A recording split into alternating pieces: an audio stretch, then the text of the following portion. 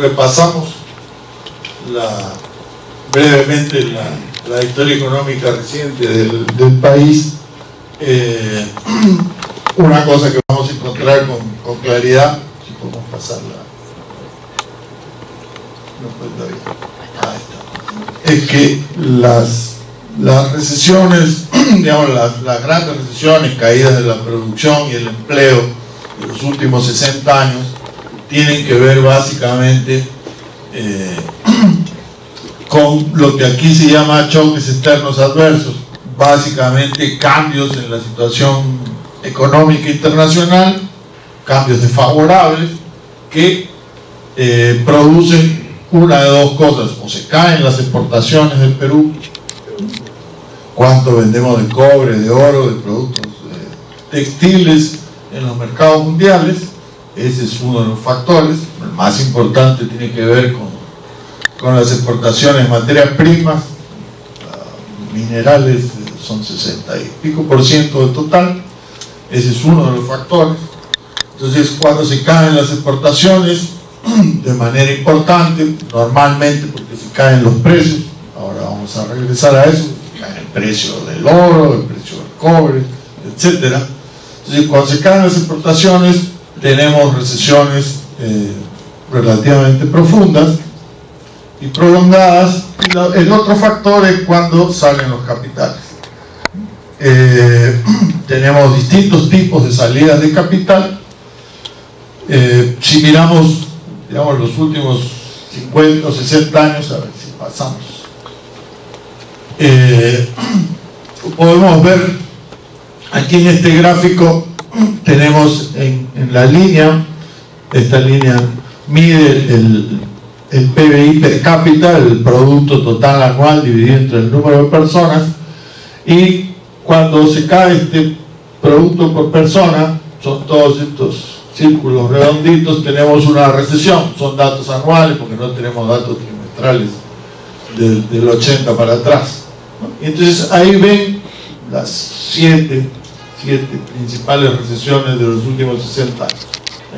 Aquí hay una 57-58, aquí hay otra 67-68, 77-78, aquí hay una de 82-83, grandaza. Esta es la de Alan, enorme, la más grande, ¿sí? Primer gobierno de Alan. Esta es la de fines de Fujimori y esta es la del 2008-2009. Entonces,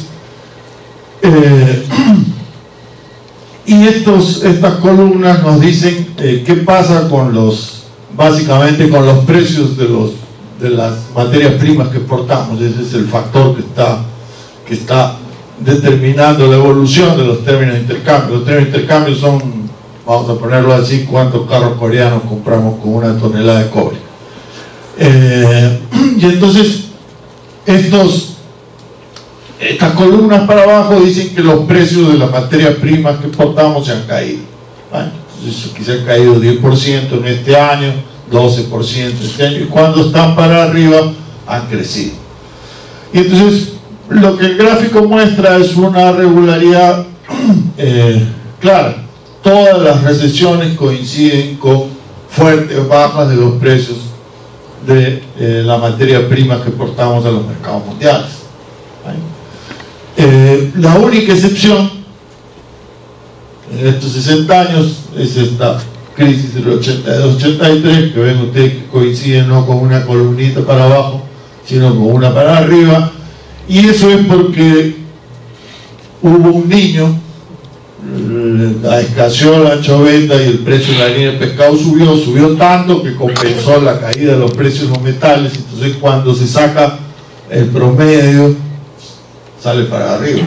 Pero si ven ustedes los años previos, había una crisis. Entonces, una primera cuestión simple es cuando se caen fuertemente los precios de las materias primas, igual ocurrió en la recesión de 2008-2009, la última acá, ¿sí? Cuando se caen los precios de las materias primas que exportamos fuertemente, normalmente tenemos una recesión.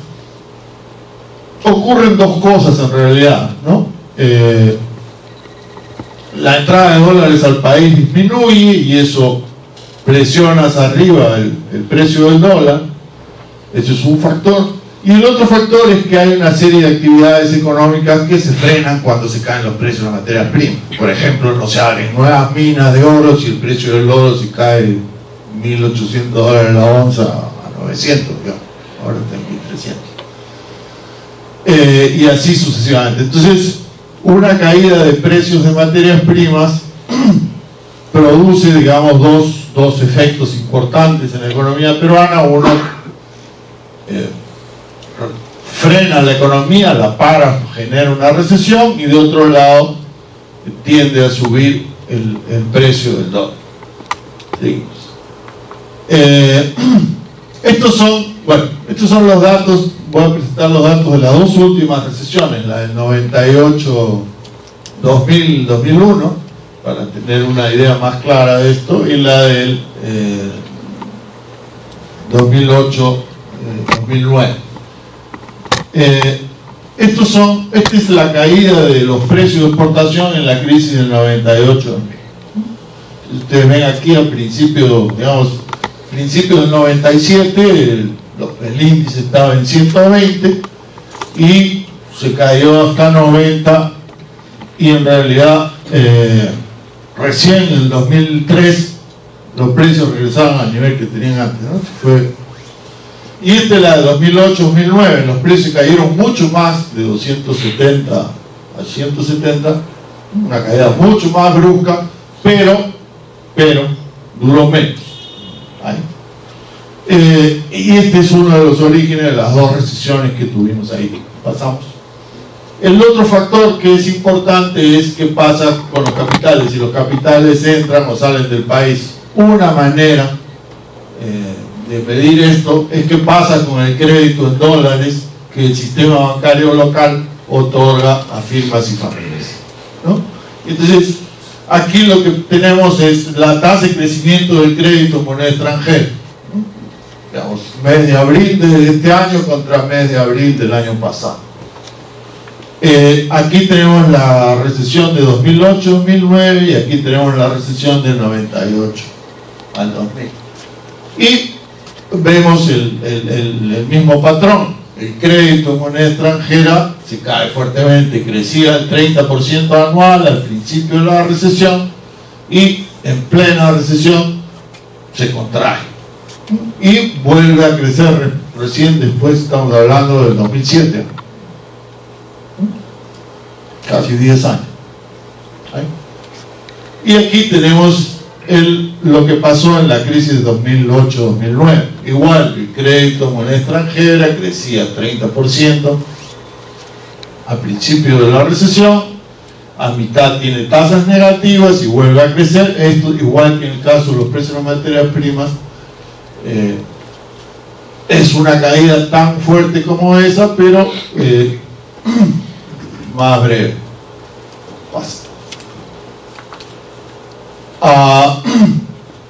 Aquí tenemos una comparación que no podíamos hacer con el otro gráfico de las 4 últimas recesiones que hemos tenido en la economía peruana.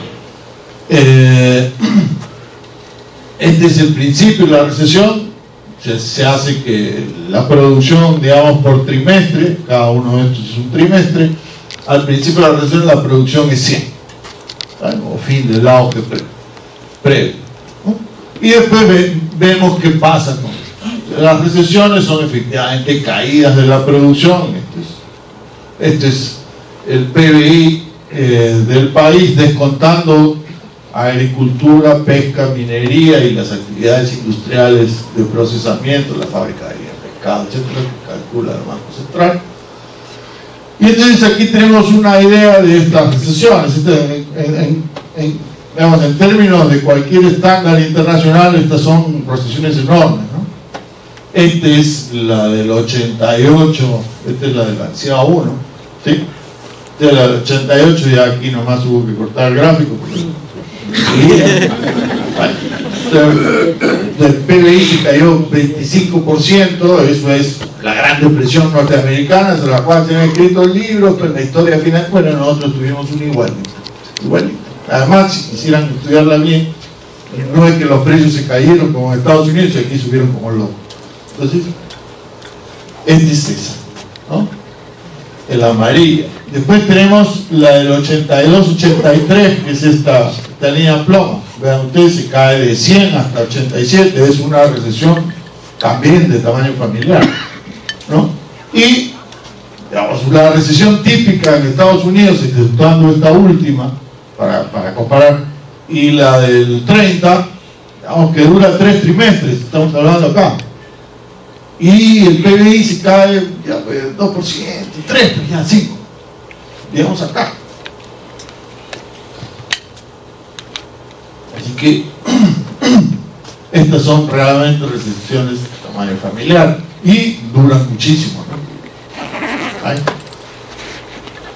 Esta es la del 82-83, esta es la del 88-90, esta es la de fin de Fujimori, 98-2000. Es esto, como dicen, en forma de W, porque tiene una caída, una subida y otra caída otra vez, ¿sí? Esto es, aquí hay, este es el gasto público de la reelección, y después vino Oroña, lo cortó y regresamos pues a la reelección, ¿no? Y el punto que quería mostrarles es esta es la última. Esto parece, digamos, norteamericano. 3 trimestres, 4, ¿sí? Bichiclito, ¿no? Y entonces, una de las cuestiones básicas es ¿qué hace la diferencia?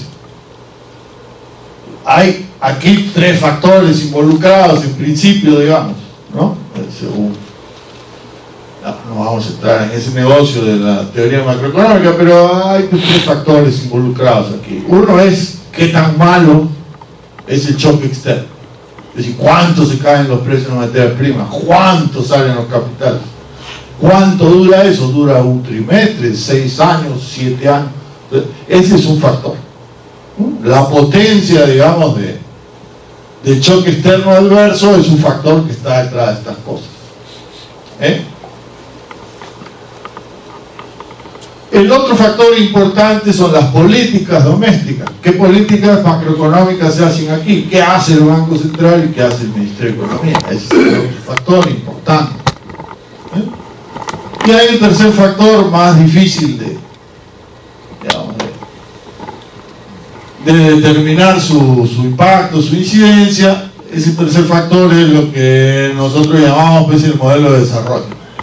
Más menos industria, más menos intervención estatal, tienes Codelco, no tienes Codelco, tus funcionarios son buenos, no son buenos, los estatales, etcétera, etcétera. Hay un conjunto de factores ahí, digamos, que cambian un poco en el tiempo y que también tienen incidencia en el resultado.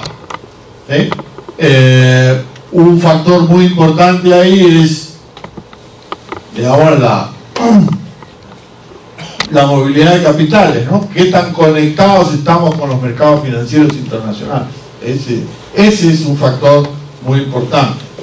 No solamente si exportamos manufacturas o exportamos materias primas.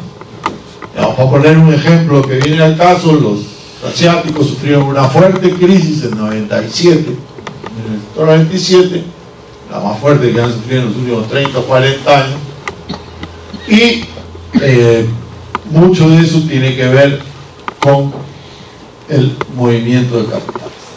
Pasamos entonces regresamos a la primera. Entonces, ¿qué hace la diferencia acá? ¿No? Uno podría decir el choque externo aquí en esta última crisis 2008-2009 fue más chiquito que en el 88-90, o fue más chiquito que en el 82-83, o fue más chiquito que en la crisis de fines de Fujimori. Difícil. Si uno mira la crisis externa, cuánto se cayeron los precios, cuánto salieron los capitales, los países de la periferia involucrados, efectivamente el último choque parece bastante grande en comparación con cualquiera de los anteriores. Entonces, por lo menos podríamos decir, es igual, ¿sí? Si comparamos los resultados de la línea roja Y entonces, ¿dónde está, para hacerla corta, dónde está la diferencia? En mi opinión, la diferencia está en las políticas locales. Esa es la diferencia entre estas decisiones. Y efectivamente, el contexto externo es decisivo para, digamos, para sellar nuestra suerte económica, en términos de cuánto crecemos, etcétera, etcétera. Sí, pero ¿qué hacemos aquí también es decisivo? Tiene tanta importancia como lo que pasa afuera, ¿no? Y si miramos aquí, ¿cuál es la diferencia? Yo diría que en esta recesión, y eso no solo es digamos, el caso del Perú, en esta recesión hicimos 2 o 3 cosas que nunca hemos hecho, que no hemos hecho en ninguna de estas otras recesiones anteriores. Uno, lo que tiene que ver con el Banco Central bajó las tasas de interés. Si ustedes revisan todas las recesiones anteriores a la 2008, 2009, el Banco Central, si algo hacía, era en realidad subir las tasas de interés. Si ustedes miran, por ejemplo, y comparan con 98, 2000, es absolutamente claro. Ese es un factor.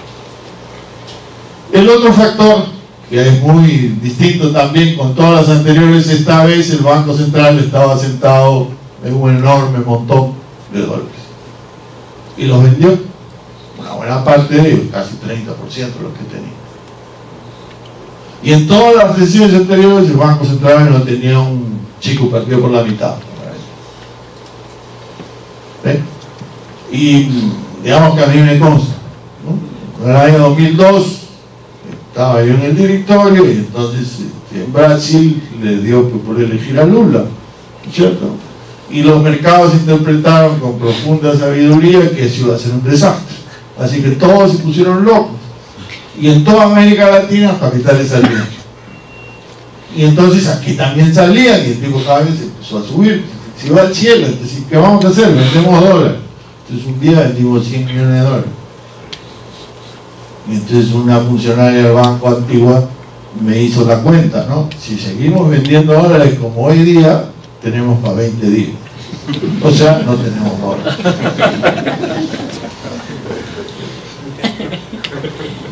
¿Ahí?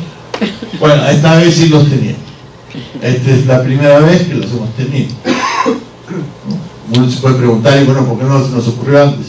Sí, es una historia que la voy a dejar por ahí, pero esta vez lo teníamos y funcionó.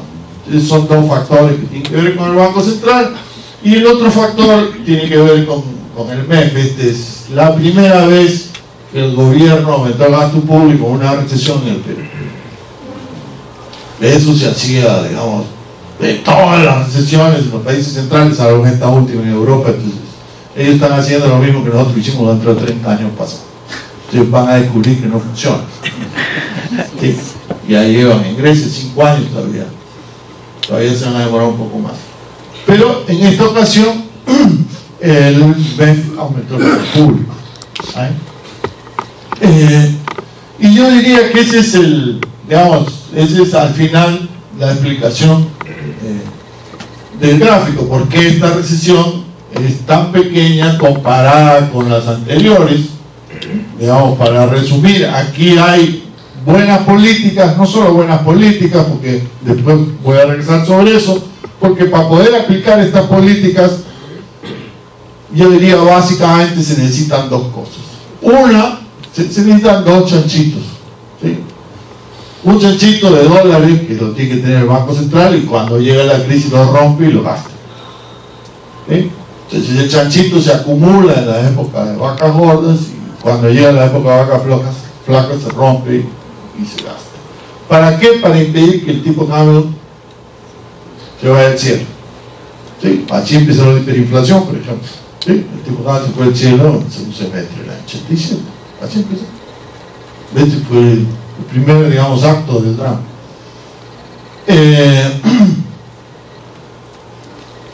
Y la otra cosa que necesitamos es un chanchito en soles, vamos a ponerlo así, que lo tiene que tener el MEF, eso que Pablo Secada llamó el Fondo de Estabilización Fiscal, ese es un nombre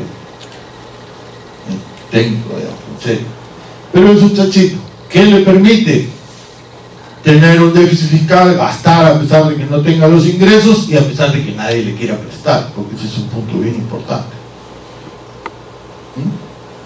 En todas estas crisis, los que nos prestan plata al gobierno, a los países de la periferia, se ponen nerviosos, siempre se ponen nerviosos.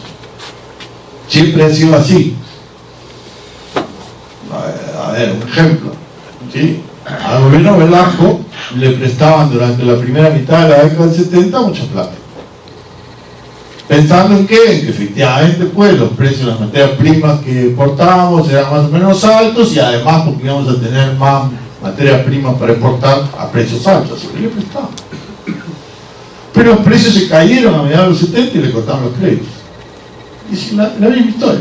Cayeron los precios de las materias primas que exportaban y los capitales salieron. En ese momento eran bancos extranjeros, básicamente norteamericanos y europeos, que prestaban al gobierno.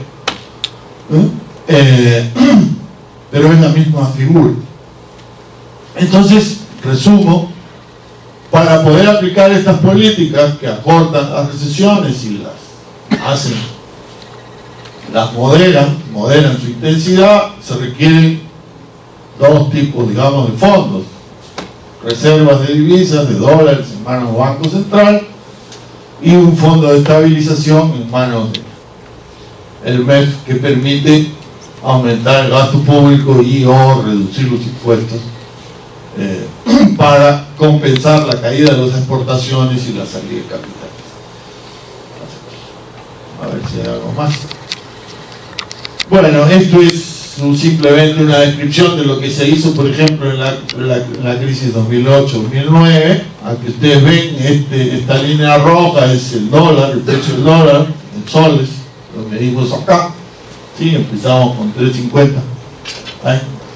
Y estas columnas azules, cuando están para arriba, indican el monto de dólares que compra el Banco Central por día. Y cuando están para abajo, indican el monto de dólares que el Banco Central vende por día. Ya, bueno, acá. Y entonces ustedes ven aquí la crisis 2008. Es lo que pasa típicamente en una crisis. El dólar estaba a 2.75 a mediados, digamos, principios de 2008, y llegó hasta 3.25 a principios de 2009, 50 centavos. El Banco Central vendió aquí entre 8 y 10 mil millones de dólares, dependiendo de cómo hagamos las cuentas. El 30% más o menos de los dólares de los cuales el banco disponía, que no son las reservas internacionales exactamente, sino la posición de cambio, ¿no? Entonces lo que uno se pregunta es ¿qué hubiera pasado si no vende esto y el público sabe que el Banco Central no tiene dólares? Bueno, todos, entre comillas, nos hubiéramos echado sobre el dólar y esto no hubiera subido hasta 3.25 más arriba, mucho. Entonces, regresamos a la primera lámina, a ver, y ahí acabamos. Ya me están diciendo ya. ¿Puedo poner la primera lámina?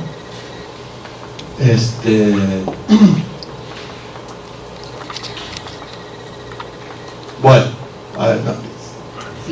La siguiente. Bueno, es el resumen, esos son los chanchitos. Ahí. Listo. Ahora. No digo más, lo otro lo digo en el próximo turno. Gracias, un aplauso.